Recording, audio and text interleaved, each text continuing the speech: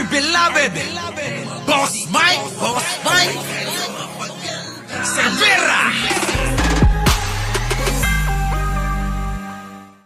Magandang umaga, magandang hapon at magandang gabi sa amandako ng mundo. Naroon kayo, syempre, magandang buhay na rin para sa ating lahat. Eto na nga. Nako, mga kababayan. Mayroon na namang binabalik yung mga kabilang barberya. Dahil nga marami silang nilabas na propaganda, mga kababayan, at tila ba ang nakakagat lang ng mga bobo, tanga at mga mangmang ay yung kanilang polvorong video. Talagang desperado na di ba? Balik natin yung polvorong video. Gumawa kayo ng AI. Hindi na maipinta yung itsura ni Maharlika. Kaya sila ngayon, alam niyo mga kababayan, gahol na gahol sa pagbabalita na naman at pagbabalik netong kanilang propaganda na ang Pangulo ay mayroong video daw na ketagal-tagal na minsan lang sinabi ni Digong din na wala nga yung video. Bakit binabalik? Di ba? Siyempre siguro ay nakakuha na sila ng medyo maayos-ayos na gumawa ng AI. No, mga kababayan. Nakakatawa na lang itong mga talaga no? Itong mga grupo ni Duterte hindi na malaman kung anong gagawin. Matapos nila na mag-rally kahapon na nilangaw, binangaw. Wala. Wala na tayong magagawa. Ilabas ang video kahit peke. Ganun no? Di ba mga kababayan?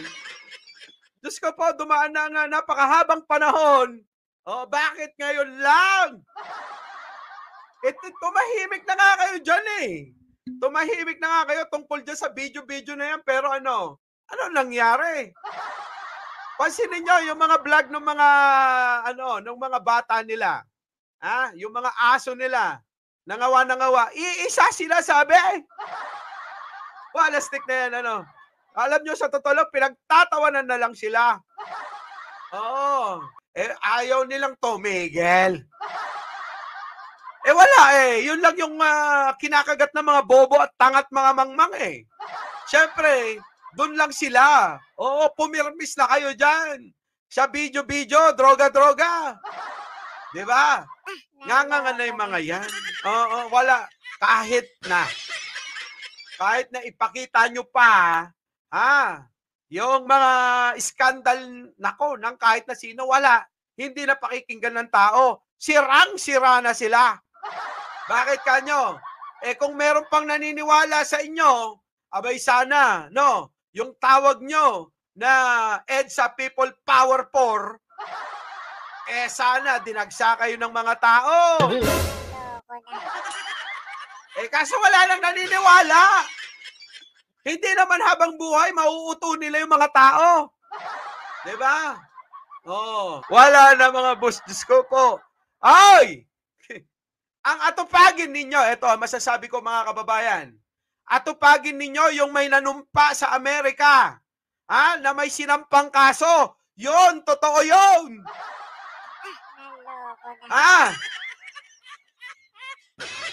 Sa tingin nyo, matataranta pang administrasyon ni Pangulong Bongbong Marcos dyan sa video-video nyo? Kayo, demanda pa lang sa Amerika, tarantang-taranta na kayo. Ray Santos, alam ko yan, natataranta na. Bakit? Sabi ko sa inyo, hindi pupunta yung dalawang abogado dun Kung hindi pa naman mga pulpul yun, ano magagawa niya dun? Dalan nyo ng pera si Maharlika. Pangkuha na maayos-ayos na abogado. Hindi yung mga nakita lang sa highway. Sa Amerika kasi mga kababayan, nandoon yung mga yung mga makukuhang abogado, nakalagay yung phone number, yung mga nabangga, ganyan. Sa mga insurance, ganon. Ganon yung abogado ni Maharlika So, kailangan ni Maharlika na maayos-ayos. Libo-libo ang mga abogado sa Amerika. Top 200 na magaling na abogado, yung abogado ng kaibigan natin. Naloko na. Cheris Choi, di ba? Sabi ni Corazon, magpayo, Coronel. Kahit ano ilabas ninyo. Oh, Marcos pa rin kami.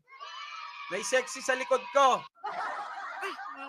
Naloko na. Ayan Ha? May style pa yung kulay.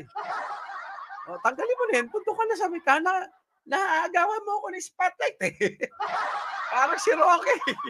Uy! Wala na. Sunod-sunod na. Sabi nung tatlo, pwede pala yung Boss Mike.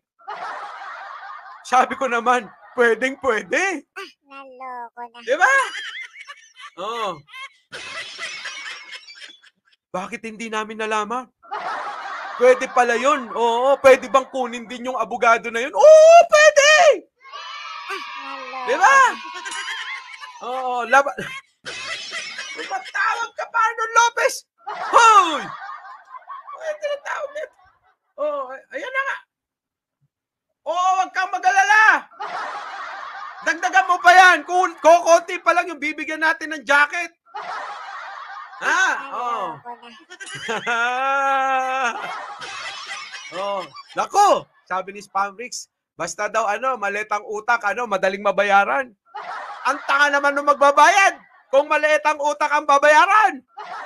Ibig sabihin nun, Spamrix, mas magaling ako sa kanila. Kasi ako binabayaran, sila hindi. Di ba? Diyos ko po. Di ba? Ibig sabihin, magaling si Mike Cervera kasi kailangan bayaran. Di ba? Yun. Pero mo sila hindi binabayaran. Mga bobo ba yung mga yan? Tapos ako, bayaran. Magaling ako. Di ba? Nakakasama ko lang naman si Camila Vasquez. Di ba? Yung mga vlogger nyo, yung mga, ay, nako. Kasi marami dyan mga kababayan tulad nila Spam Race. Yan yung mga hindi makamove on sa akin. Busted eh. Busted. Awanan, Boss Mike. Agsay sa'yo, agsay suyo dan. Ay, nyangay garaud. Abogado ni Johnny Depp, yung abogado ng friend mo. Kung pwede ko lang ipakita sa inyo eh. At kung pwede lang iparinig sa inyo yung mga sinabi eh. Sasabihin ko na talaga. At ipaparinig ko na sa inyo live. Diba? Sabi ko nga, kung pwede lang mag-live. Hindi nga pwede, ayaw nung abogado. Irespeto natin, di ba? Yun na nga. Blurred yung pinalabas na video ko, no? Wala yan. Cecilia Estrella. Isa lang sinasabi eh. Wala. Dito na lang tayo. Sana Boss Mark, all my jacket eh. Kontakin nyo si Arnold Lopez. Tumatawag pa eh. Wala stick na si Arnold Lopez. Alam na naka-live ako. Tumatawag pa eh. Di ba, Catherine Galpo? Pambira.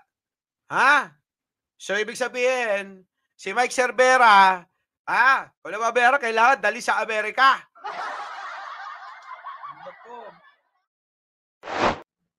Our beloved Boss Mike Cervera.